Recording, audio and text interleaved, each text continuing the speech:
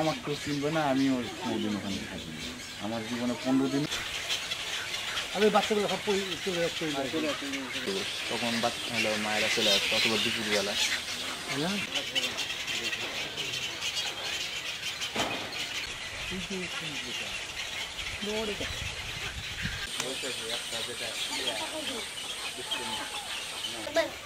আরো লং করে দেন, লং করে দেন, গোটা গাছটা নেন। জন্য দুটা বিষয় বাড়াইছে। এই চা সিগারেট খাবেন নাকি?